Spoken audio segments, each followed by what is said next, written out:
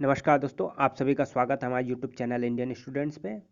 तो lower PCS यानी UP triple SC का जो ऑफिशियल सिलेबस है वो आ चुका है, जिसमें हम लोग हिंदी के जो है 25 प्रश्न प्रीलिम्स में आएंगे। यानी प्री और मेंस दोनों हो रहा है, तो प्री में 25 प्रश्न जो है हिंदी के आएंगे, जिसमें एक टॉपिक है विराम चिन्हों का प्रयोग। तो ये मान के चलिए 1 से 2 प्रश्न यहाँ से आ सकते हैं।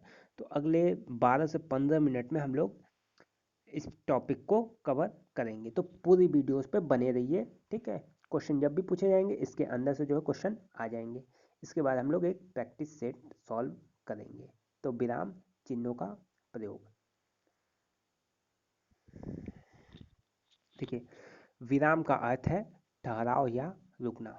ठीक, फिर विराम का अर्थ है ठहराव या रुकना। विराम चिन्हों को जो है अंग्रेजी से लिया हुआ माना जाता है। पूर्ण विराम को छोड़कर शेष सभी जो है विराम चिन्ह अंग्रेजी से लिया गया है। तो कौन सा नहीं लिया गया? पूर्ण विराम जो है अंग्रेजी से नहीं लिया गया है। ये प्रश्न जो है बन सकता है, इसे आप याद रख लीजिए। पूर्ण विराम जो है अंग्रेजी से नहीं लिया गया है। अब विराम चिन्ह कितने प्रकार के होते हैं या भेद? तो विराम चिन्ह के टोटल जो है 20 भेद हैं। कितने भेद हैं? टोटल 20 प्रकार या भेद हैं। तो ये भी आपको याद रखना है। कौन कौन से? जल्दी जल्दी देख लीजिए। अल्प विराम, अल्प विराम ये बगल में उसका चिन्ह दिया गया है। अर्ध विराम, इसके ऊपर एक बिंदी लगा देंगे, ये अर्ध विराम हो गया। पूर्ण विराम, एक खड़ी पाई लगा दिए, ये पूर्ण विराम हो गया। तो ये तीन जो है अल्प, अर्ध, पूर्ण। अल्प विराम, अर्ध विराम, पूर्ण विराम। तो इस तरीके से आप लिख के प्रैक्टिस कर लीजिएगा एक दो बार। अल्प विराम, अर्ध विराम, पूर्ण विराम। प्रश्नवाचक चिन्ह या प्रश्न चिन्ह पता ही है, ये प्रश्न चिन्ह। आश्चर्य चिन्ह या विस्मयादि चिन्ह, आश्चर्य चिन्ह खड़ी पाई के नीचे बिंदी, ये जो है आश्चर्य चिन्ह। निदेशक चिन्ह, ये डैश। कोष्टक, तो 3 प्रकार के कोष्टक होते हैं। फिर अवतरण चिन्ह, अवतरण चिन्ह। उपविराम या अपूर्ण विराम, तो इस तरीके से डबल बिंदु। विवरण चिन्ह यानी डबल बिंदु और डैश, डबल बिंदु डैश, ये हो गया विवरण चिन्ह। पुनः रुक्ति सूचक चिन्ह, पुनः रुक्ति सूचक चिन्ह, तो ये डबल कोष्टक।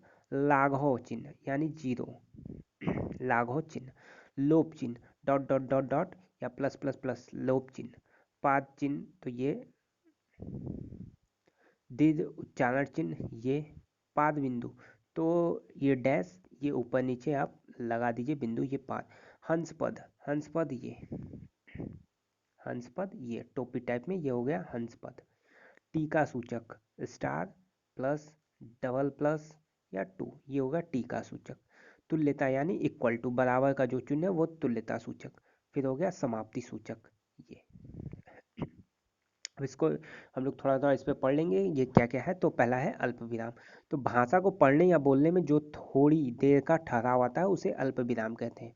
तो अल्प यानी थोड़ी देर का जो है ठहराव आता है वो क्या होता है? अल्प विराम। जैसे सोहन, फिर थोड़ा सा रुकेंगे, श्याम और राधा दौड़ रहे हैं। सोहन, श्याम और राधा दौड़ रहे हैं, तो यहाँ पे आ जाता है आपका अल्प विराम।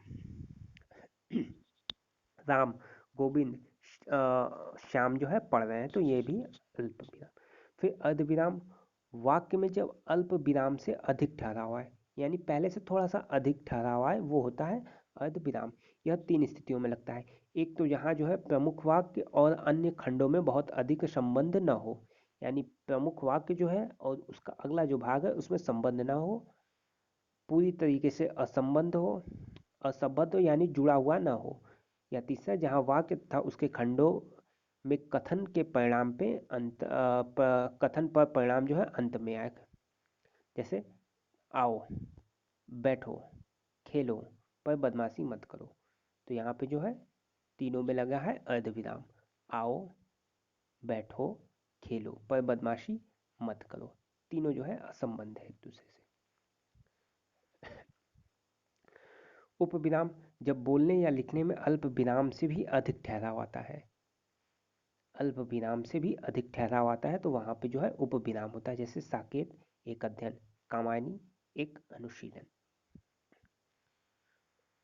पूर्ण विराम, यह वाक्य की समाप्ति का बोधक होता है, यानी किसी वाक्य किस अंत में जो आता है वो आता है पूर्ण विराम।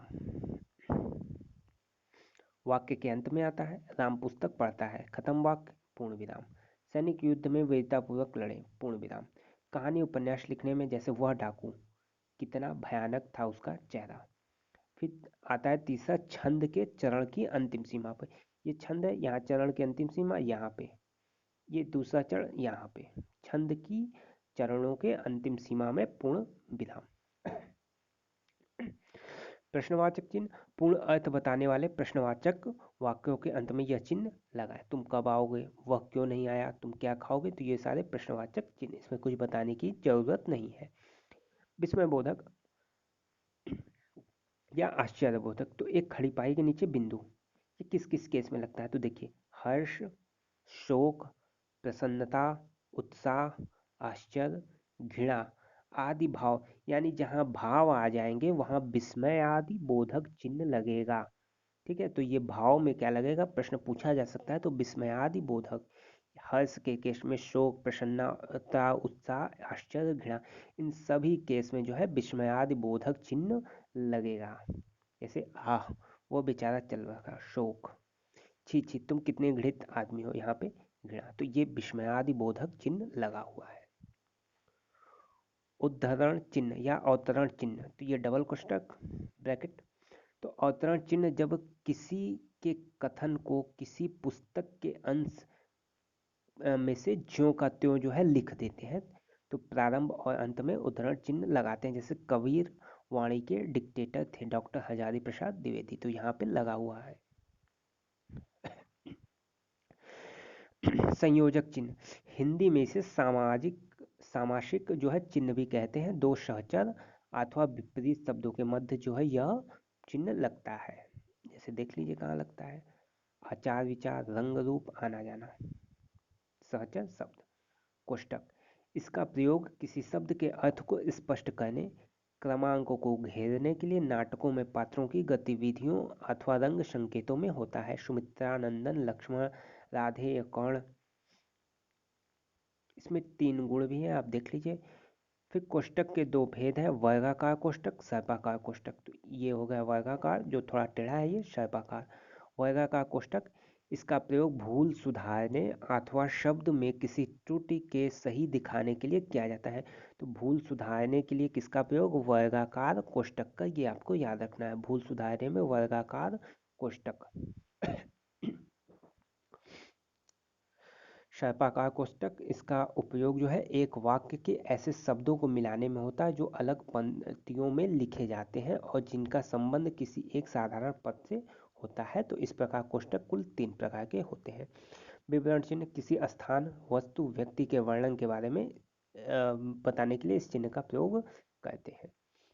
पुनरुक्ति, तो एक ही वस्तु को बार बार दोहराने से बचने के लिए इस चिन्ह का प्रयोग किया जाता है। जैसे वस्तु का नाम, वजन, तो जैसे दुकानदार की आप लिस्ट बनाते हैं, चीनी कितना चाहिए, 5 किलो, फिर आटा 5 किलो लिखने के बजाय इस तरीके से हम लोग दोहराते चले जाते हैं, चावल इस तरीके से हम लोग लिख देते हैं, ये होता है पुनः युक्ति चिन्ह।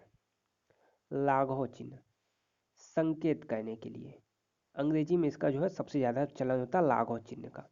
पूरे शब्द के स्थान पर उसका प्रारंभिक जो है शब्द लिख के इस तरीके से 0 बना देते हैं, वो हो गया लाघव चिन्ह। जैसे डॉक्टर 0, तो इंग्लिश में डॉक्टर, ये प्रोफेसर 0, इंजीनियर 0, तो ये सारे जो है लाघव चिन्ह है। लोप चिन्ह, किसी का उदाहरण देते हैं और उसमें कुछ जोड़ना चाहते हैं तो उस छोड़े हुए भाग को लोप चिन्ह लगाकर सांकेतिक करते हैं। जैसे लेखक ने इस विषय पे कई विषयों पर पुस्तक लिखी, तो ये हो गया लोप चिन्ह। पाद चिन्ह, तो जिन शब्दों पर अधिक ध्यान दिलाने की आवश्यकता होती है उनके नीचे एक लाइन खींच दी जाती है, इसे ही पाद चिन्ह या रेखा कहते हैं। पाद यानी नीचे, पैरों का। तो किसी शब्द को ध्यान दिलाने के लिए आप उसके नीचे अंडरलाइन कर देते हैं, वही जो होता है पाद चिन्ह होता है। आसान से दे दो उच्चारण चिन्ह, तो इस तरीके का चिन्ह लुप्त स्वरों के उच्चारण में। पाद बिंदु, इस तरीके से, ये हिंदी में अरबी फारसी से आए शब्द के नीचे लगने वाला जो चिन्ह होता है उसे पाद बिंदु कहते हैं। जैसे क नॉर्मल ये होता है, पाद बिंदु लगा देंगे तो क के नीचे ये। ठीक, शब्द देख लीजिए, गजल, खौफ, खिदमत, जमीन, जवान, किस्मत। ठीक, तो जैसे हिंदी में गजल, फिर गजल। ठीक है, तो बिंदु लगने से उच्चारण भी उसका अलग हो जाएगा, गजल, गजल। हंस पद क्या होता है, लिखने में कोई अच्छा छूट जाता है तो उसकी जगह हंस पद लगाकर ऊपर वह शब्द लिख देते हैं, ये भी आसान है। जैसे मैं तुम्हें देना चाहता हूँ, तो कुछ छूट गया तो इस तरीके का चिन्ह लगा के ऊपर जो है कुछ लिख दीजिए, मैं तुम्हें कुछ देना चाहता हूँ। टीका सूचक इस तरीके का शब्द, तुल्यता यानी बराबरी का शब्द, शब्दार्थ दिखाने या गणित में तुल्यता सूचक, तो ये इक्वल टू, जैसे पाषाण पत्थर, इस तरीके से। समाप्ति, किसी लेख, पुस्तक, अध्याय की समाप्ति पर यह चिन्ह जो है लगाया जाता है, ये चिन्ह इस तरीके से लगाया जाता है। ठीक है, अध्याय समाप्ति पे इस तरीके से, पुस्तक समाप्ति पे इस तरीके से। ये देखिए, अध्याय समाप्ति, पुस्तक समाप्ति, तो दोनों इसके सूचक हैं, समाप्ति सूचक दोनों चिन्ह का प्रयोग करते हैं। तो अध्याय के लिए 0 लगाते हैं, पूरी बुक खत्म हो गई तो इस तरीके से। चलिए, इस वीडियो में 20 टाइप आपको टोटल जो है बता दिए गए। अब हम लोग अगले वीडियो में क्या करेंगे, इससे संबंधित जो प्रश्न है उसकी प्रैक्टिस कर लेंगे। तो 40 प्रश्न यहाँ पे प्रैक्टिस में कर लेंगे, प्लस एक वीडियो वो, तो टोटल आपका 1 से 2 प्रश्न आएगा, बहुत आराम से इसी में से प्रश्न जो है आ जाएंगे, आप आराम से कर ले जाएंगे अगर समझ गए हैं तो। वीडियो पसंद आए तो लाइक करें, शेयर करें और चैनल को सब्सक्राइब करें। धन्यवाद। और पीडीएफ जिसको चाहिए वो हमारे टेलीग्राम ग्रुप से जुड़ जाए, वहाँ पे पीडीएफ जो है भेज दी जा रही है।